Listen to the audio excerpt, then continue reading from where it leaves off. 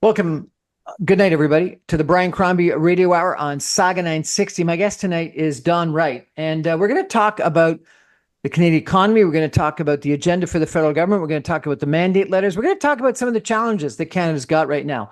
I came across Don Wright because he was writing some really provocative, interesting articles about where he thought the government was going, where it was wrong, and what he thought were some of the weaknesses in the election campaign in regards to the issues that we were addressing.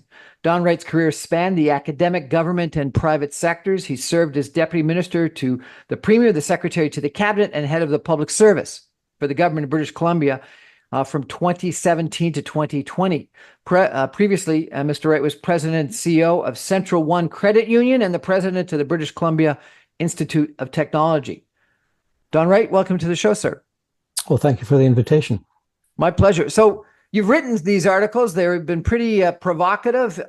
You're trying to raise people's awareness.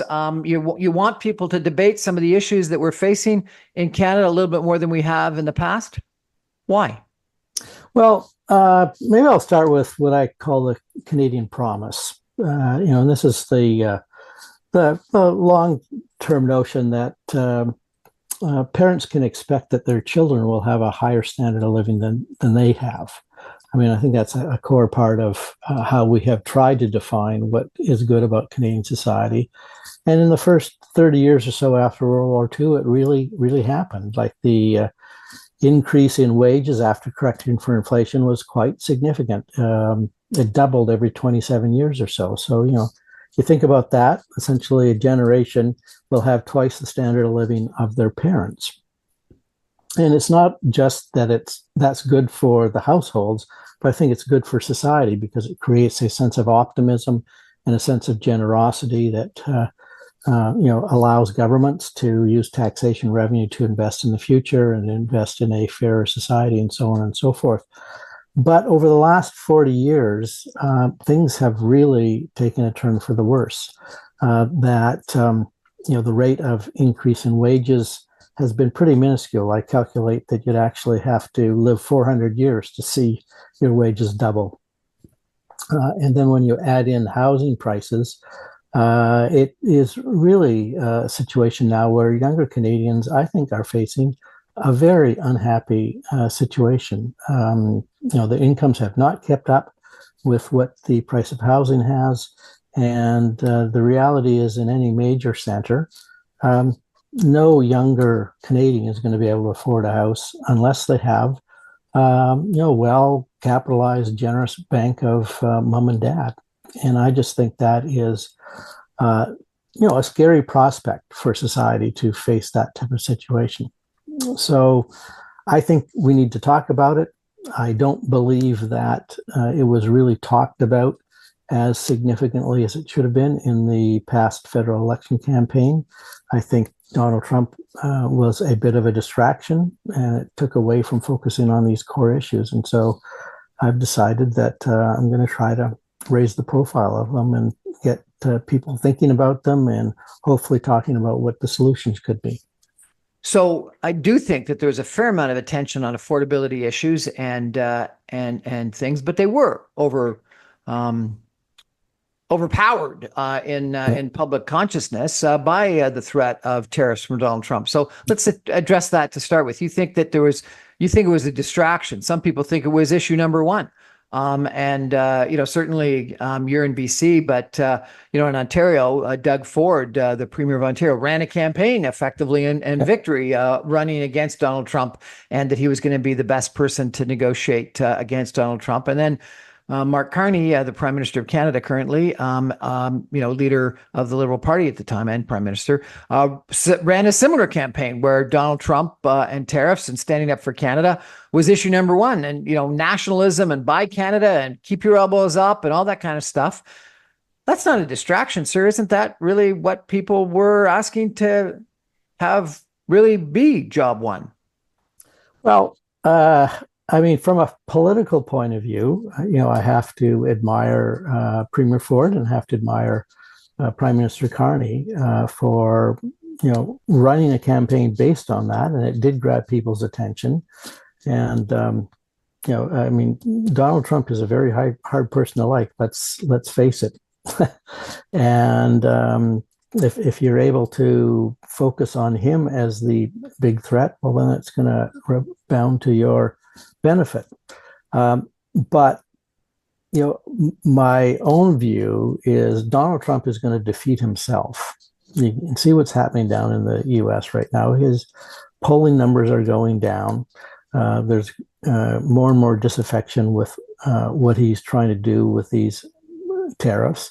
And I think over time, he's going to have to dial them back. And we will end up in a situation that is not necessarily great in terms of Canada and United States relations, but I don't think it will be as dire as it has been portrayed. And while we were You don't think he's attacking our sovereignty, or at least not our economic sovereignty? You don't think so? Well, I mean, it depends what you mean by attacking economic sovereignty. He has a belief that the United States has not gotten a fair deal from the world trading system. I disagree with that, but that's his belief. And he believes that putting tariffs on the imports of goods from all of his major trading partners is going to rectify that. I don't think that will work, but that's where he's going. But I don't think he's explicitly, well, let me rephrase that. Despite his rhetoric, I don't think he is really trying to take over Canada and turn it into its 51st state. I think that's been a handy rhetorical device for him, but I don't think that's really what he's driving at. So you're not worried about it. We're going to talk a little bit more about you in a couple of minutes, but you've got a doctorate in economics from Harvard University. Mm-hmm. I actually was lucky enough to go to Harvard myself. Both of us would have been given 3 months to leave the country because we would have been deemed the foreign students not at Harvard, not able to stay on our H-1 visas. So tell me, what's the theory of comparative advantage? Donald Trump, you're an economist, you're a doctorate in economics. Is the theory of comparative advantage real, or is it a bunch of bull like Donald Trump would suggest? Comparative advantage is a real concept. And some countries, for a variety of reasons, are better off specializing in some industries and not others. So we should make maple syrup and sell it to the Americans, and they should make avocados, grow avocados and sell it to us? Well, I'm not sure that I would use those two examples, but but they work. But let me give you the example that I think is most pertinent is Canada, relative to the size of its population, has a very rich endowment of natural resources, and so it's not surprising that if you look at where we have a big surplus in our trade, it tends to be in oil and gas, forest products, mining, and that's where Canada's economic base originally came from, and it's still largely the case. The United States has a larger population, somewhat more self-sufficient, but they aren't relatively rich in natural resources in the sense that that's what they're going to base their economy on. They traditionally have based their economy on their manufacturing sector, but over the last 40 years, for a variety of reasons, it's lost its mojo. It is more of a service-based economy. But the benefits of countries specializing in trading are well established. If you look around the world, every country with any significant standard of living exports and imports, and that specialization allows it to have a higher standard of living. The one country that I like to point at that doesn't practice specialization and comparative advantage is North Korea. They got a great economy. And they've got just a fantastic economy. Have you ever seen one of those satellite photos that is taken at nighttime? and you see the centers of light all over the world, and there's this one dark spot. And it's it starts at the armistice line between North and South Korea. It just doesn't have much of an economy because it's tried to be self-sufficient, and that's just not a great way to go. So your first argument really is that Donald Trump and the threat from Donald Trump may have been over-exaggerated, may have taken up too much time and attention, may have been a distraction, but that there are bigger issues that we needed to address. So let me address that if I could. The first one being, I think there was a fair amount of attention on affordability, but I think there was not a lot of attention on sort of prosperity, productivity, growth for the economy. And that's what I really want to focus on. Yeah. When we come back after some messages. But on the affordability, Pierre Poilievre did a reasonably good job of talking about carbon taxes, such that, Mark Carney agreed to take them away, on income tax, such that Mark Carney agreed to a middle class income tax, on inflation, and just inflation is I think a thing of the past. Inflation's come down fairly dramatically. So wasn't affordability at least enough of a topic during the election campaign?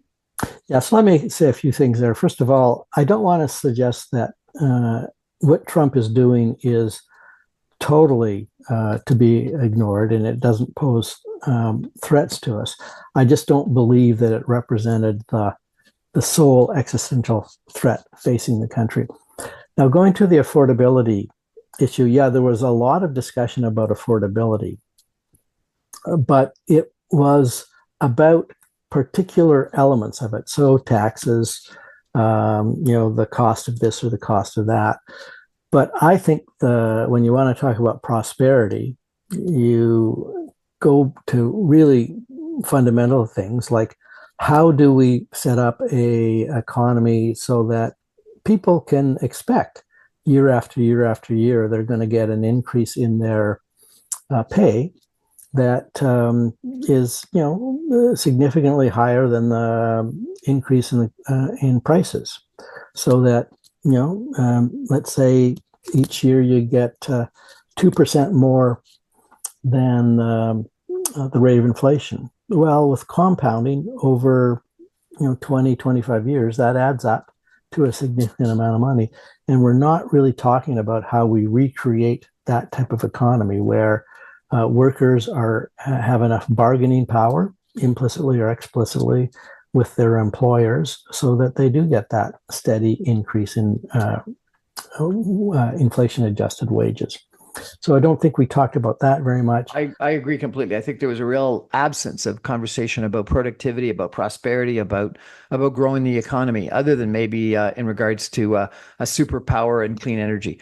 We're going to take a break for some messages and be back in just 2 minutes with our guest tonight, Don Wright, who's an economist. He's also had great experience in the financial sector, and he's also had experience in government in British Columbia. We're going to take a break for 2 minutes and come back, and we're going to walk through some economic statistics, and then we're going to talk to Dr. Wright about what the heck we can do to solve this situation and whether Canadians are up to it. Stay with us, everyone. Back in 2 minutes.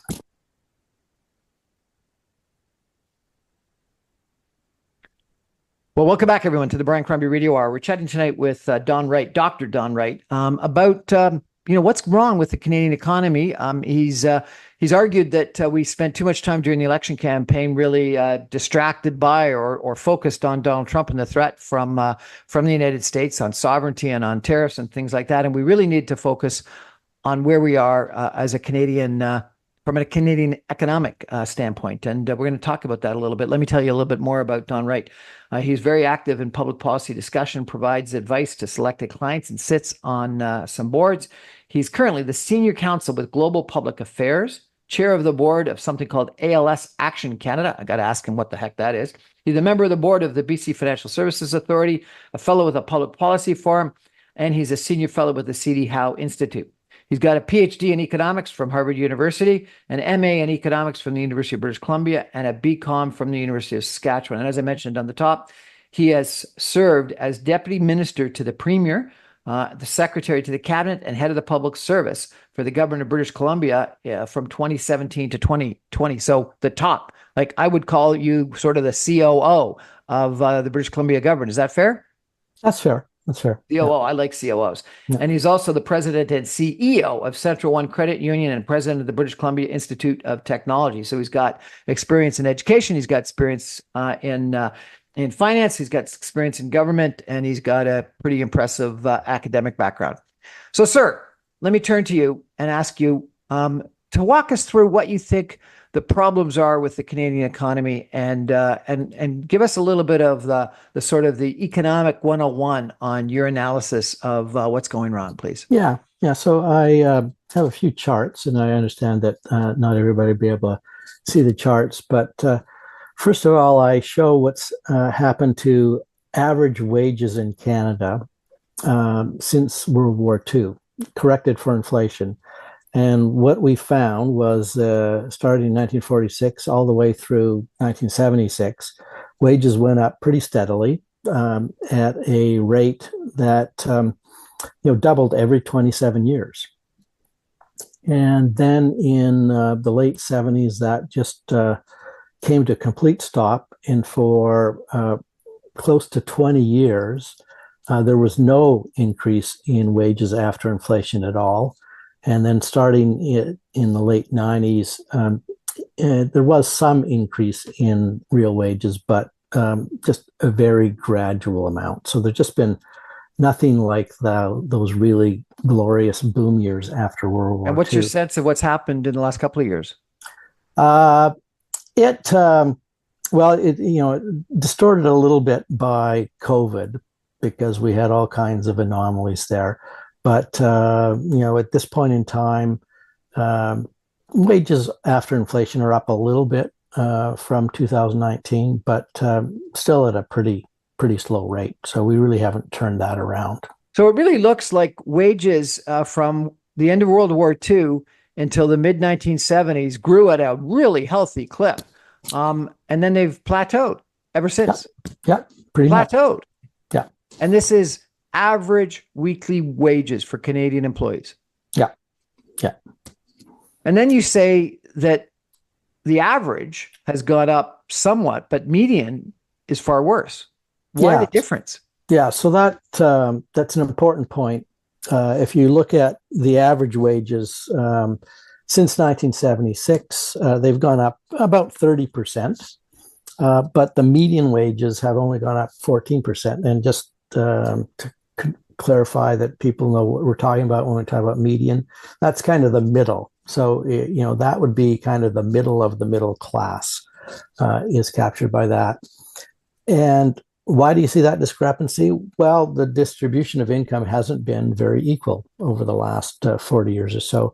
The high income earners have earned a disproportionate amount of the increases, the rest of us not so much. So, from a fairness point of view, from a healthy society point of view, I don't think it's healthy to have too much of the increase in income go to just the upper income earners. So the way I take this is you're saying that the average has plateaued for the last almost 40 years. But what you're saying is that from a median standpoint, it's even worse. Yes. And the only reason why the average has done anything is because the people at the top of the income spectrum have done well. Yeah, that's pretty much the case. Pretty discouraging. Yeah. Yeah, and then I also think the age distribution of this is really important. So I've got a chart that breaks the increases down by age 25 to 34-year-old, 35 to 44-year-old, and the 45 to 54-year-old. And I first of all look at women, and they've all seen some increase in their income over that period of time, but the elder cohorts much more so. So, the 45 to 54-year-old group have seen their median wages go up by about 59%, whereas the 25 to 34-year-old women have seen their wages only go up by 33%. And then when you turn and look at males, it's really quite profound, I think. So they haven't seen a very high increase in their wages at any age group. But the 45 to 54-year-old has seen about a 6% increase. But the 25 to 34-year-old is actually earning 18% less in 2023 than the equivalent age group was earning in 1976. And when you think about the social implications of that, it's pretty frightening, I think. And I think that may well explain some of the disaffection that young men seem to have these days. Because, I looked at this and I wondered, one of the things, there's a book that I think it was called something about trouble with the 20s, and that today people are staying in education a lot longer on average, and they need a master's now when you would have just had a bachelor's or high school, a generation ago. And that people aren't becoming adults until their 30s. They're living in their parents' basements during their 20s. They're not getting married for another 10 years other than where they would. They're delaying kids. They're delaying mortgages. They're delaying houses. So that it seems like people are just this book actually argued that people were extending their teenage years until they were 30 instead of becoming an adult at 18, 19. Is this because people are not working or in school, or is this average income for everybody, or just people that are working? Well, this is the median income for anybody who has employment income. So everything I talked about of people not actually working because they're in school wouldn't impact this number. Would not impact that number. No. My God, that makes this even far worse. Yeah. So we have heard a lot of press about disgruntled young men that they're living in parents' basements, they're watching video games, they're not able to get jobs. That was one of the groups that really came out in favor of right-wing politicians in the United States, and probably were attracted to Pierre Poilievre in the last election. Is that because they're doing so poorly from an employment standpoint, from an income standpoint? Well, I don't want to say that's the only reason, but I think it is a significant reason. It's really significant with men.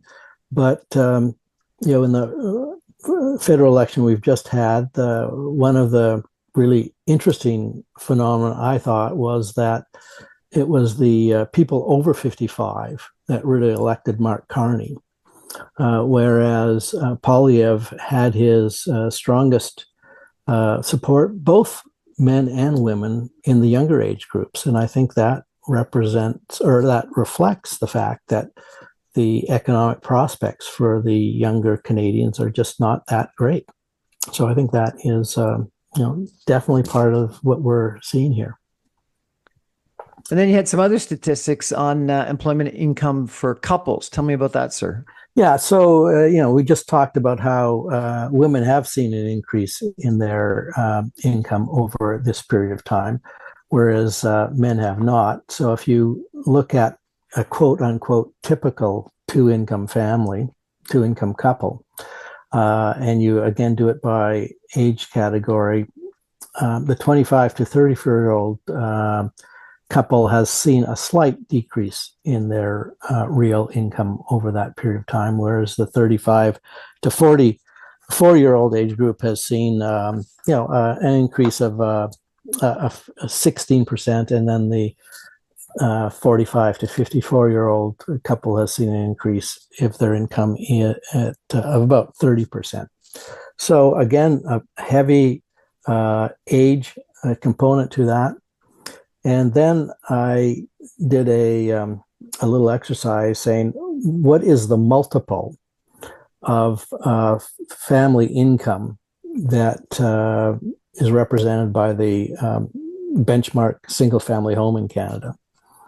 And again, if you look at the two-income family, back in 1976, the benchmark single-family home in Canada was 2.5 times family income. In 2023, it was 8.2 times. So a significant difference. And when you think about the major hurdle in buying a house is, yeah, you have to be able to afford the monthly mortgage payments. But the big thing is you need to get together a down payment. And on the incomes that people are earning in the 25 to 34-year-old age group, it's just darn difficult to be able to cobble together the $150,000, $200,000 it would take to put a down payment on a home. And that's why I think, as I stated previously, in major Canadian centers, the only young Canadians that can afford to do that are ones that have parents that are able to provide them with the bulk of their down payment. So in a sense, we're creating a new landed aristocracy in Canada, and I just think that's a very unhappy prospect. When I saw this, I was shocked. What this says is that it's 3 to 4 times more challenging for a young person today, even if they're married with two good incomes, to afford a home as it was a generation ago. Like, just not a little bit more expensive, but 3 to 4 times more expensive. And you think about how long it takes to actually pay off that mortgage. It's impossible. You would never pay off the mortgage. So the only way that you get to pay it off is by selling your home and probably downsizing to something. So how does this make sense? And then, I think about the Minister of Housing, who was asked just a little while ago, did he want house prices to go down? They said, no, they didn't want house prices to go down. So how do we solve this problem? If house prices don't go down, there's no way we're going to have a 2 to 3 to 4 times increase in income, right? Like, we got to have house prices go down to have any level of affordability. You can't believe, like, I can believe that income could go up a little bit, but not 3 to 4 times. Yeah. Yeah. Well, I absolutely agree with you. I think that we are going to have to see some deflation in the price of houses, and that's going to cause some anxieties, particularly people that bought houses over the last few years. They stretched because they were afraid of losing out, and they thought this might be their last chance to buy a home, and so they stretched. And the prospect of the nominal price of the house going down is going to cause them some distress. But the group that I think has to really suck it up, if you will, is my generation. When I bought my house in 1991, it was about 2.5 times our family income. So definitely affordable. We had to stretch. We had to figure out how we were going to make sure we could make that a monthly payment. But since then, the appreciation in the value of the house, I don't live in a mansion or anything, but I've made about $1 million on paper on that house, and I did nothing to earn it, not a damn thing to earn it. And I think our generation is going to have to accept that really we didn't earn it, and we shouldn't be upset if we see some of that go away, so that younger people are able to actually get into the housing market. That's a very generous attitude. Do you think many people your age would agree with you? Well, I don't want to make a judgment. I think more and more will, as they realize that their children are not able to start life the way they started, and that some of them may have to move away to different cities where the housing is more affordable, and they're going to be denied regular access to their grandchildren. So they may internalize some of that thinking and say, yeah, fair is fair. We need to readjust the balance between generations here.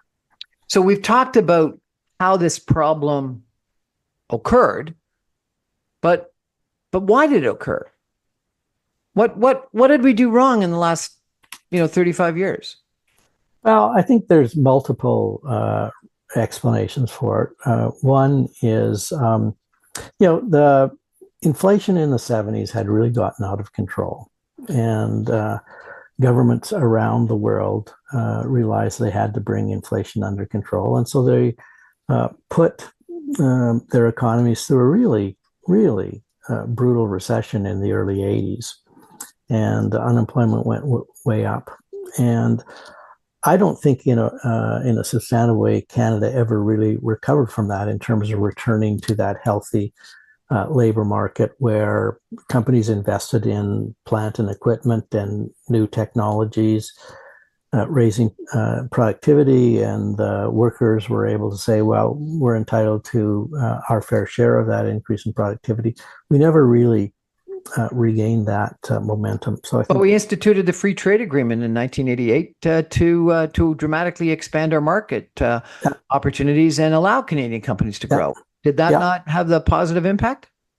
It had some positive impact, but not nearly as much as I think people would have hoped. But what your numbers would suggest is it had a positive income for people at the top end of the scale and for companies, maybe, but not for young people. Yeah, I think that's fair. But again, if you look at the numbers, kind of the free trade agreement came in late 80s, and with a bit of a lag, wages did start to inch up a little bit, but just nothing as significant as was hoped, I think. So that's part of the problem. Another part of the problem, quite frankly, is governments, by and large, don't really focus on increasing the real income of workers as a core part of their priorities. I mean, they all, at election time, they all talk about, we're going to, support the middle class and all that good stuff. But in terms of what they really focus on, it really isn't, fixing the labor market so that you're getting that good, healthy increase in real wages.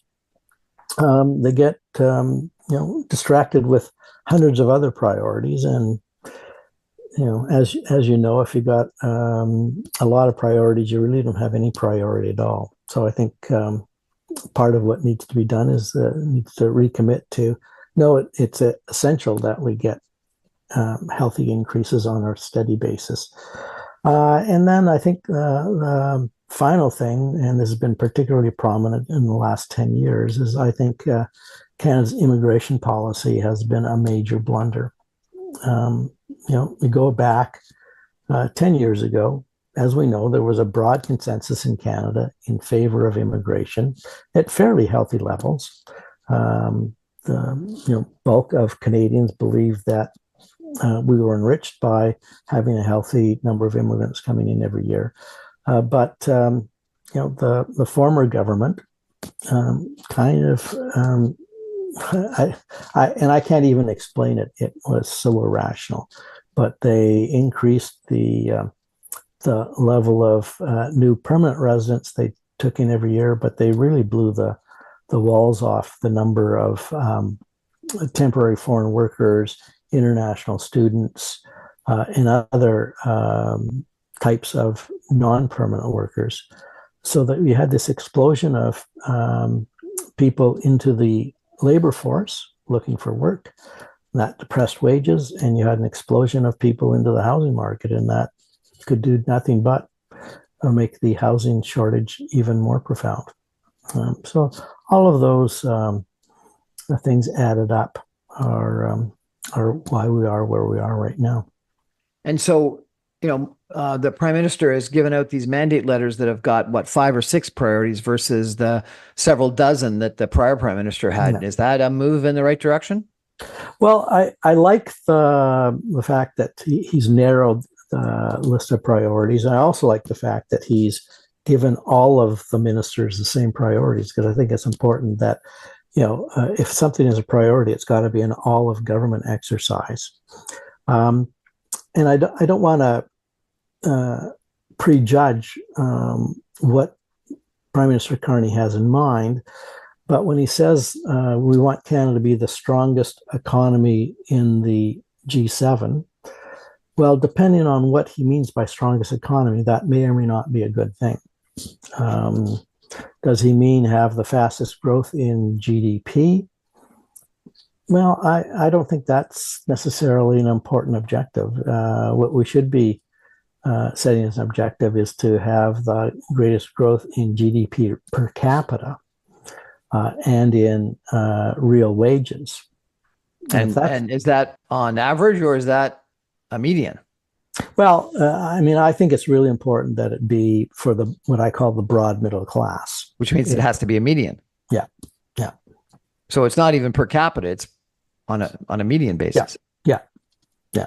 So real growth in GDP per capita, but based on a median rather than an average, is what you think is the number one objective, which is effectively making everyone richer.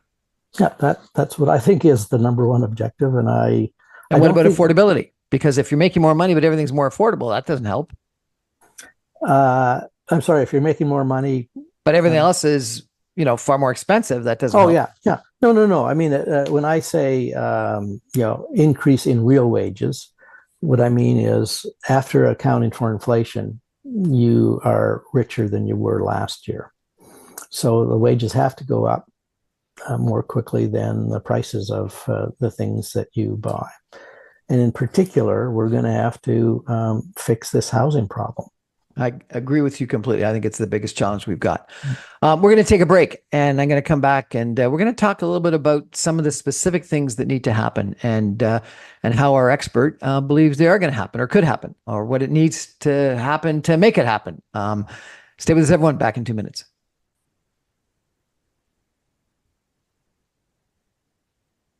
Welcome back, everyone, to the Brian Crombie Radio Hour. We're chatting tonight with Don Wright. He's got an academic background. He's got a government background with the BC government, where he was the senior civil servant running all of the civil service within British Columbia. And he's got a business background, a financial business background, where he was the president and CEO of a credit union. And not only did he work in academics, running a post-secondary institution, but he's got a pretty impressive background with a PhD in economics from Harvard University. So he's a smarty pants. And it's a pleasure to have him talking to us tonight. So, some people have suggested that part of the problem over the course of the last decade or so, and productivity has been, from what I understand, down 40% relative to the United States over the course of the last decade. So the U.S.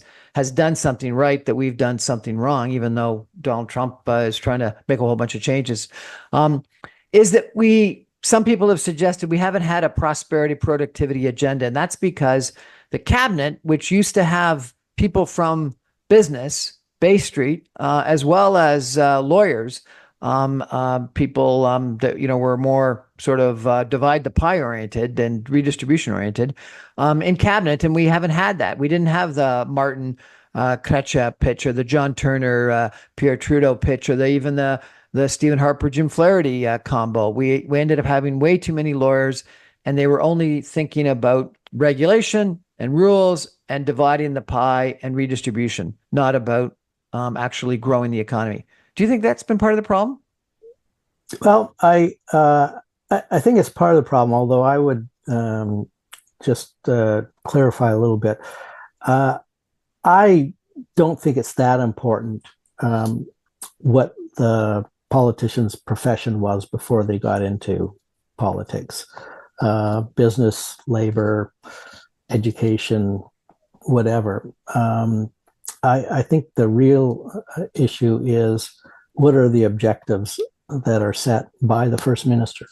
And I think it's fair to say that the former Prime Minister was not interested in growing the economy, was not interested in business to any great extent, and was interested in slicing up the pie and forgetting that you have to bake the pie and hopefully make it bigger before you do that. So I think that's the fundamental issue. And I think, Canada's the poorer for it, for sure. So I, with respect, disagree. I think that, we've got a new Minister of Energy and Natural Resources that's a former president of Goldman Sachs, former person in the Bank of Canada, has a very deep business background. I think that'll be helpful. I think that we've got a couple of people in economic portfolios that now have got more of an economic business background, and I think that that's going to be helpful. And frankly, having a banker as a prime minister versus a lawyer or an academic as a prime minister, I think is a material change. But that's my own point of view. So, sir, how do we increase productivity? How do you do it? Well, there's a whole lot of things we need to do differently. But I think the first thing we have to do is we have to break out of what essentially is a low-cost labor strategy. The government seems to be responding to this argument that they hear from some in the business community that it's difficult for them to find workers. And that has resulted in the government raising immigration levels, increasing the numbers of temporary foreign workers that come in, making it easier for international students to work in the workforce, and so on and so forth. So basically, what you're telling businesses is, don't focus on increasing productivity. Don't focus on investing in new plant. Just lobby the government to increase immigration. Yeah. And I think that is a big part of the pathology that we have in Canada right now. That, we need to say to business, we think it's important that we have a vibrant business sector, but your job is to compete. So we have one of the lowest in the G7 investment in R&D and investment in manufacturing, in equipment and productivity. Yeah. How come? Well, I think fundamentally it's because the government has appeased these parts of the business lobby that say, let's bring in more temporary workers, let's bring in more workers in general, so that we don't have to increase wages. I interviewed a head of a private equity firm a week or two ago that said that the problem is the tax system, that we don't, that we overtax and we don't, incentivize investment in capital goods and productivity. Yeah. Well, I think we should take a look at the tax system for sure. And there are certainly areas where the incentives aren't great. But I still think the fundamental issue is, are we providing the urgency for businesses to build better mousetraps and to invest in better equipment and better technology? So, sir, I got to ask you, if you sat down with Mark Carney tomorrow, what would you tell him to do? Well, I tell him to bring immigration levels down to where they were around 2015.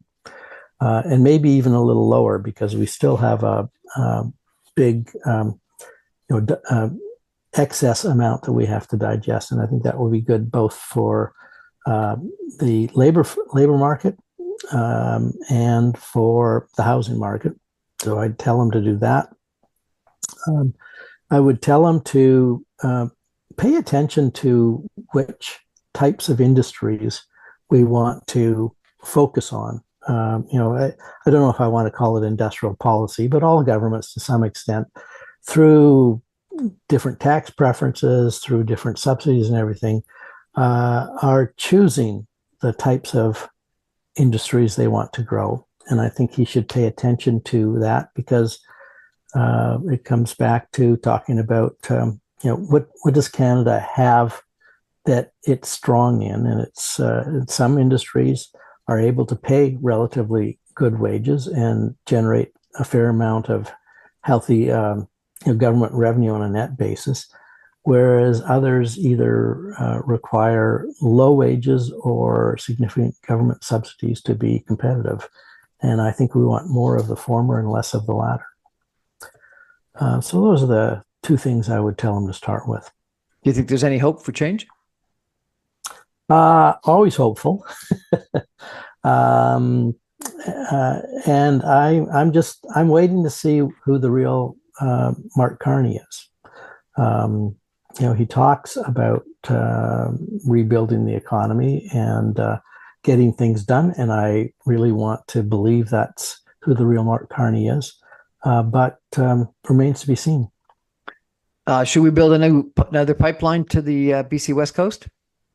Um, I I don't want to say no, and I don't want to say yes to that. I think we need to do a little bit of just sensible analysis. So we did triple the Trans Mountain pipeline. As I understand it, there's a capacity to increase throughput by putting more compressors in and things like that. And the some of the pipelines going into the United States have upgraded and they have more capacity. So when you factor that all in, how much more oil is Alberta going to produce, and do we really need additional pipelines? And I think you need to start with that question before you say, no, there's got to be a pipeline to Prince Rupert from Alberta, or there definitely doesn't need to be a pipeline. We need to go back to some basics. Do we need to eliminate interprovincial trade barriers? Yes, we do, and I think we will. Although, quite frankly, I think the significance of that has been much overstated.